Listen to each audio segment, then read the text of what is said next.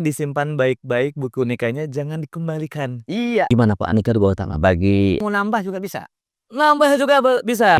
Anak akan bertanya ketika tidak muncul nama ayahnya. Siapa gerangan ayahandaku? Wedding Podcast.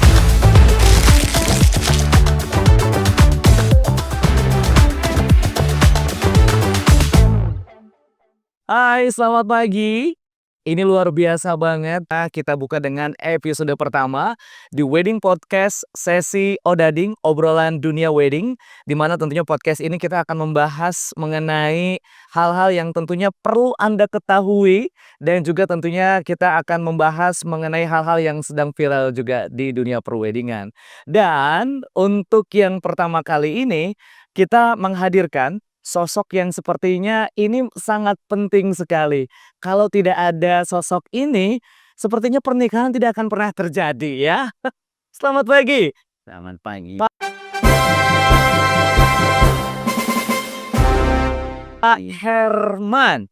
Yes. Abu ya. Sehat kabarnya? Alhamdulillah. Alhamdulillah. Kemarin Sabtu Minggu Bapak wedding berapa tempat, Pak? Wah, lumayan kalau sudah masuk Dzulhijjah. Oh gitu, Bulan haji. Bulan haji? Itu grafik itu menaik dan meningkat. Menaik dan meningkat ya, oke. Pak, sedikit mungkin Pak, kita ingin tahu dulu nih Pak. Bapak kalau saya lihat Bapak Herman SHG Pak ya? Betul, dan juga sekarang menjadi seorang penghulu. Kalau boleh tahu Pak, memang dari dulu cita-cita jadi penghulu Pak? Mungkin korelasi dari sarjana agama jadi ke penghulu Pak.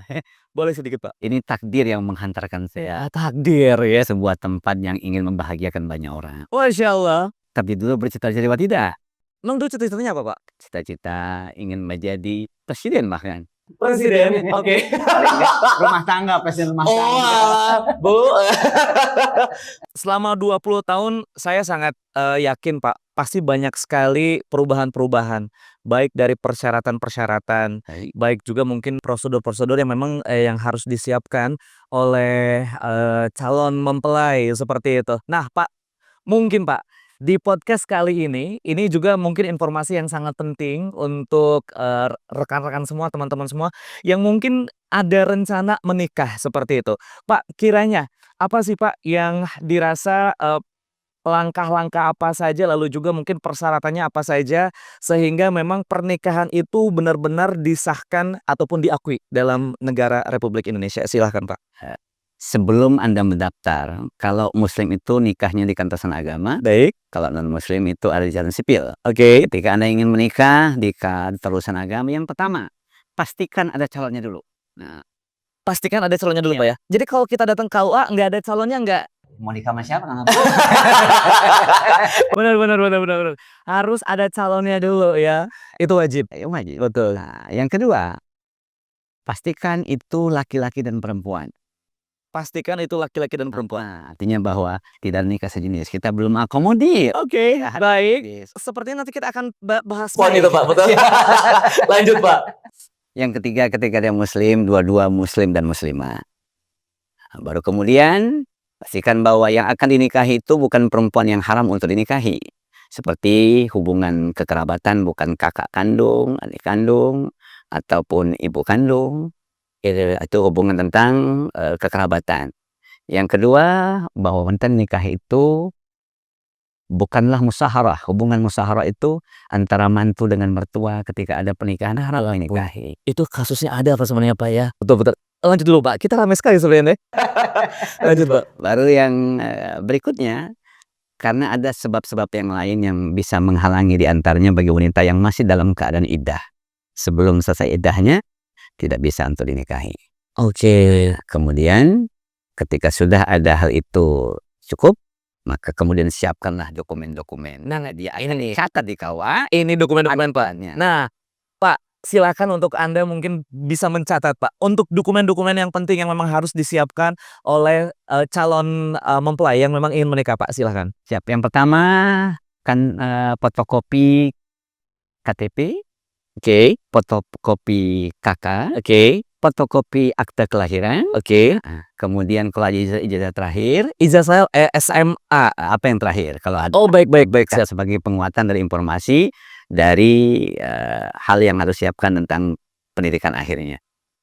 Nah, baru kemudian datanglah ke kantor ke kelurahan atau desa untuk membuatkan kehendak nikahnya. Oke. Nah, selesai dari situ, baru kemudian datang kalau seandainya menikahnya itu di luar kecamatannya, Baik. maka harus ada rekomendasi nikah dari KUA di mana dia bertempat. Oke, baik baik, Pak. Sudah selesai, kemudian buatlah masukkan ke dalam daftar online di Oh, SIM. simkah4.kemenak.go.id. Nah, itu ada website-nya juga ternyata, baik. Sudah didaftarkan baru datanglah ke KUA untuk verifikasi data yang ada. Mudah sebenarnya. Mudah ya, Pak, ya? Mudah sekali. Yang susah, Pak, nggak ada pasangan ya? Karena itu Kang Abu suruh cariin. Kayaknya itu yang susah ya. Baik, tadi sudah dibahas ya mengenai, persyaratan-persyaratannya seperti itu, lalu juga sudah dibahas mengenai, apa data-data, formulir-formulir juga yang memang sudah dijelaskan juga ya, Pak, ya. Jadi memang jika ini sudah, terpenuhi semua, sudah terkumpul semua, ya sudah tinggal mungkin dilaksanakan setelah, didata semua sudah diberikan, berikutnya apakah ada saya tuh pernah dengar, Pak, kayaknya semacam ada apa istilah penataran lah, lalu juga izin cek kesehatan dan lain, itu seperti apa, Pak, teknisnya? Nah, kalau untuk kesehatan itu memang sekarang penguatan pemerintah itu untuk melahirkan generasi-generasi yang luar biasa istimewa. Baik baik. Maka penguatan kesehatan itu penting untuk melaporkan pengantin itu ke puskesmas atau kesehatan setempat untuk dibuatkan surat keterangan layak kawin. Kalau di DKI kita buat kesehatan surat keterangan bahwa yang bersangkutan itu tidak ada halangan untuk menikah terkait tentang kesehatannya. Betul betul betul. Nah, bimbingan perkawinan itu dilaksanakan itu sebelum pernikahan. Ini bagian dari bekal berumah tangga buat calon pengantin. Ini karena dinamika hidup dengan berbagai macam romantikanya, butuh kesiapan segalanya. Betul. Jangan sampai kandas di pengadilan. Aduh, makanya kadang-kadang kalau pas lagi bawain acara ya, Pak, Ya. ini disimpan baik-baik buku nikahnya, jangan dikembalikan Iya. ke kantor urusan agama, Ya. ke pengadilan seperti itu, jangan sampai seperti itu ya, Pak, ya. Baik, berarti itu dia sudah sangat lengkap sekali ya, Pak, ya, mengenai Tambahan lagi baik, untuk boleh, Pak. yang saya sampaikan tadi untuk yang masih status dijaka dan perawan. Baik. Tapi bagi seperti Baik, TNI Polri ada tambahan dalam bentuk surat izin nikah dari komandan atau kesatuannya. Oke. Nah, kemudian bagi yang janda atau duda, Heeh. kalau janda dan duda itu cerai hidup, dia harus ada akta cerainya dikeluarkan oleh pengadilan. Yang kedua, kalau janda dan duda ditinggal mati, itu ada akta kematiannya. Bagi WNI, andai kata salah satu adalah WNA ya, warga negara asing, maka harus ada dari surat kedutaannya bahwa tidak ada halangan untuk bersangkutan untuk menikah. Itu tambahan yang mungkin spesial bagi hal-hal yang umum. Baik baik baik.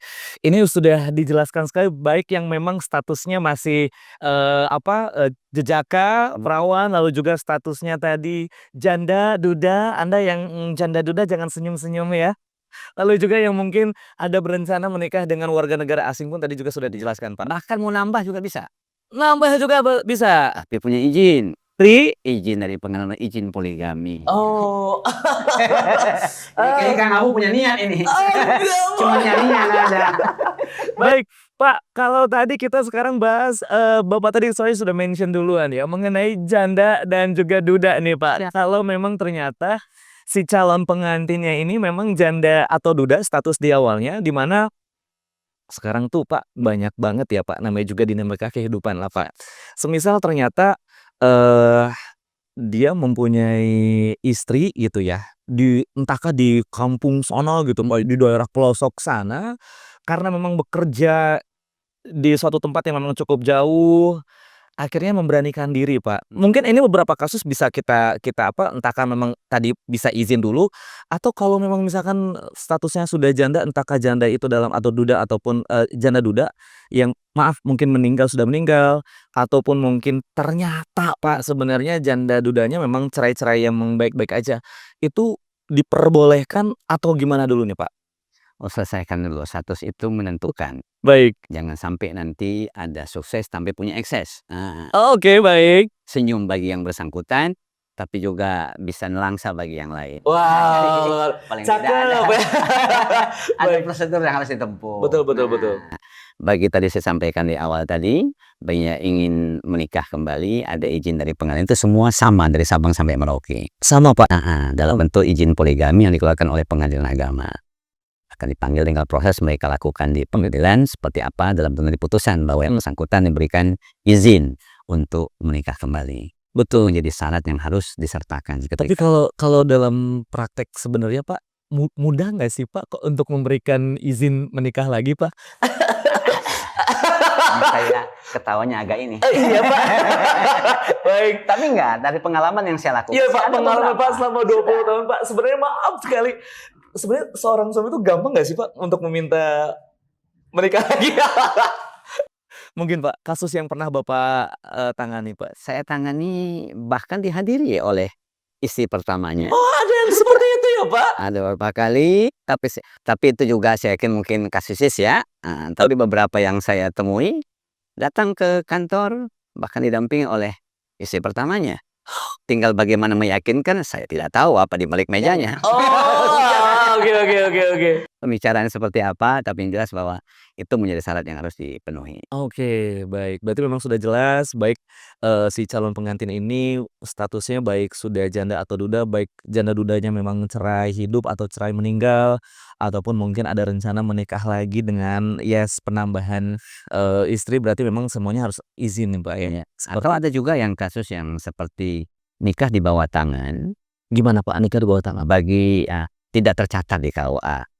Gitu. Pada akhirnya kemudian bagaimana statusnya? Ini kan secara hukum kita akan banyak cerita ya tentang kerugian juga berapa hal.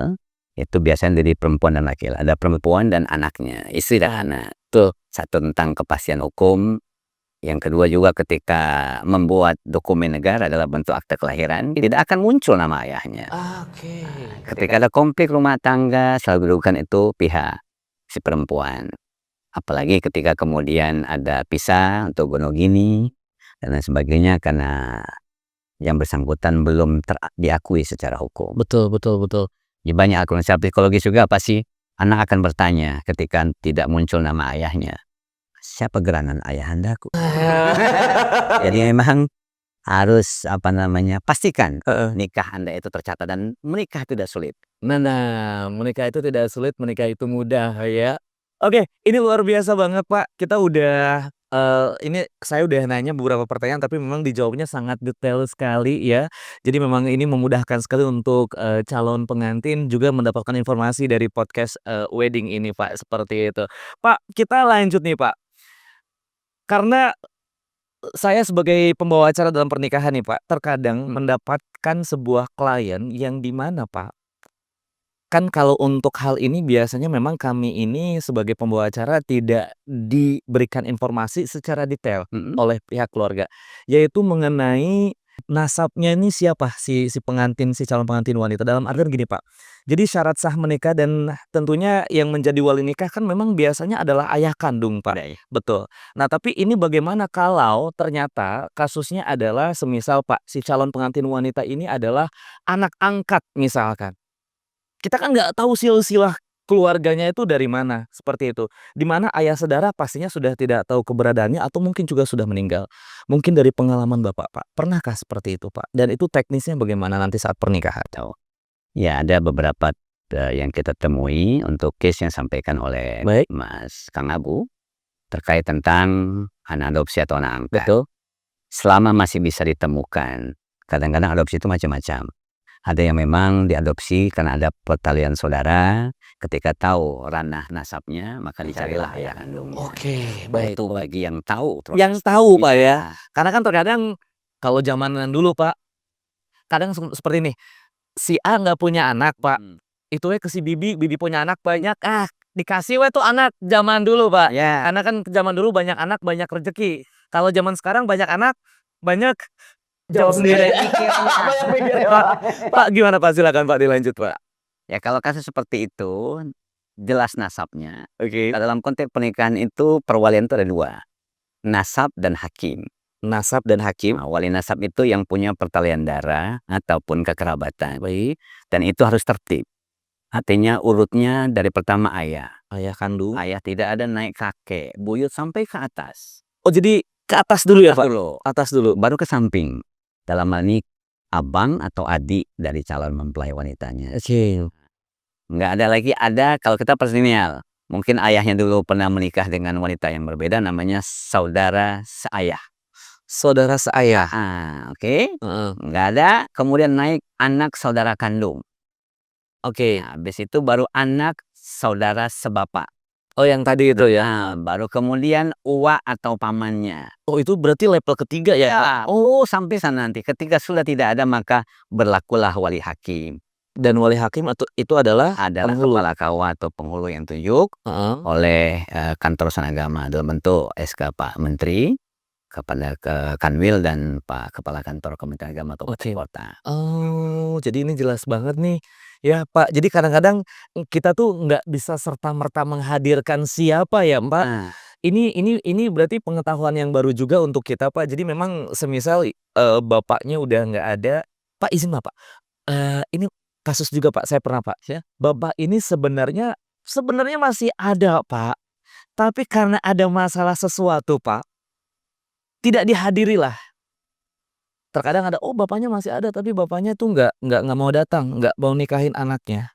Terkadang kan itu memang di luar kuasa, kita sebagai mungkin saya sebagai pembawa acara dan juga vendor-vendor yang lain, Pak. Kalau seperti itu, Pak, bagaimana? sebelum yang bersangkutan ingin menyatakan kehendak nikahnya, dia mendaftarkan, kita panggil untuk periksa dari data yang kita terima. Baik. Kita butuh kejujuran atau verifikasi, validasi data yang kita terima. Oke.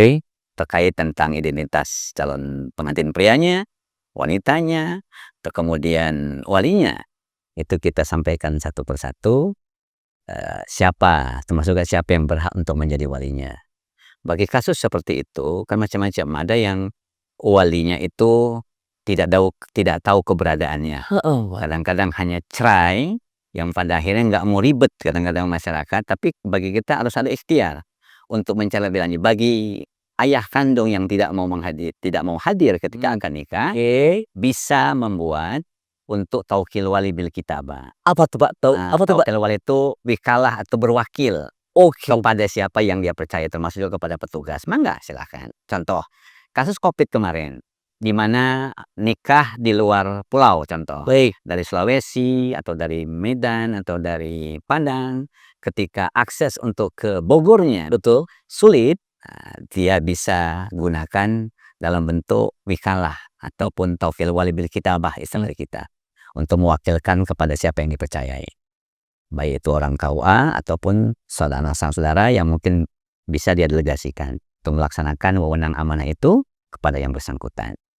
Oh, seperti itu. Pak, izin, Pak, bentuknya itu memang surat ataukah memang Surat. karena sekarang mungkin digitalisasi mungkin cukup, maaf, kayak karena mungkin nggak mau ribet juga harus nulis-nulis, udah saya ketik pakai WA aja, yang penting saya, mendelegasikan amanah saya. Apa bagaimana, Terus Pak? tertulis karena memang ada form yang disiapkan. Oh, ada form yang memang disiapkan ya, kayak. Sebuah wilayah dari KUA Sabang Merauke ada form yang disiapkan untuk tadi taukil wali. Contoh, Mas Abu punya anak di Amerika atau mamanya di Papua. Di saat Mas Abu tidak bisa hadir ke sana karena banyak hal, silakan datang di mana domisilinya Kang Anak Abu. betul. Nah, kalau di Bogor datang ke KUA dekat di sini untuk menyatakan ketidakhadiran Mas Abu pada ke pernikahan. Di Amerika semuanya betul. Oh, oke, tercerahkan kembali ya. Berarti memang tagline menikah itu mudah, menikah itu mudah. Dah. Kembali lagi, yang susah itu belum ada pasangannya. Pak, ini kembali lagi ya, karena, makin ke sini banyak sekali, hal-hal, peristiwa-peristiwa yang memang kalau kita melihat setiap hari ya di media sosial, yaitu mengenai ini, tapi agak sedikit sensitif ya, sekali lagi kami mohon maaf, tapi sepertinya memang ini harus dibahas ya. Maaf, Pak, jika si kedua calon mempelai ini, mereka, maaf, married by accident dalam artian, hamil di luar nikah itu, Pak, itu bagaimana secara hukumnya, lalu juga apakah, si kondisi wanita tersebut bisa langsung masuk kepada proses pernikahan atau mungkin nunggu lahiran dulu si anaknya? Lalu untuk pembahasan nasab nih Pak, seperti itu ya. Apakah ini nanti ke depannya akan menjadi sesuatu yang, merugikan atau bagaimana Pak? Silahkan. Ya, secara garis besar untuk kompilasi hukum Islam itu membolehkan untuk menikahi wanita, ah, wanita yang hamil boleh dinikahi oleh pria yang menghamilinya. Itu boleh Pak?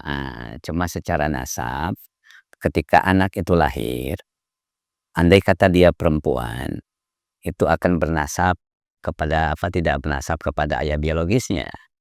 Karena peristiwa yang tidak didahului oleh sebuah akad atau tidak didahului oleh sebuah apa, akad nikah, itu anaknya itu nasabnya kepada ibunya. Makanya kalau orang yang tidak tercatat pernikahannya, ketika buat akte kelahiran juga akan hanya muncul nama ibunya. Dia menasab kepada ibunya dan itu cukup. Oke oke oke. Kalau untuk misalkan yang lahirnya anak laki-laki Pak? Laki-laki itu nggak bisa menjadi wali. Andai kata anak pertama itu dilihat kita, makanya di KUA itu untuk kita ya melakukan itu, anak pertama itu selalu kita minta itu buku nikah ayah ibunya. Sebagai ikhtiar kita walaupun Persyaratan. secara apa namanya, legalitas formal yang tercatat itu tetap ayah ibu biologisnya. Oke. Jadi dalam hal ini untuk menarik nasab yang sebenarnya karena nikah itu kan diawali oleh sebuah akad nikah. Sakral ya Pak ya? Sakral. Jadi nggak main-main, merupakan sebuah hal yang benar-benar sakral dalam pandangan agama, maka apapun yang dampak dari turunannya itu juga menjadi sebuah perhatian. Ah, oke. Ya kan udah kalau ini memang mendalam sekali ya Pak ya. Tapi izin Pak, Bapak pernah, maksudnya bukan pernah ya, mungkin 20 tahun ini Pak, maksudnya maaf Pak, memang Bapak kebetulan kebagian nikahin yang, seperti ini Pak?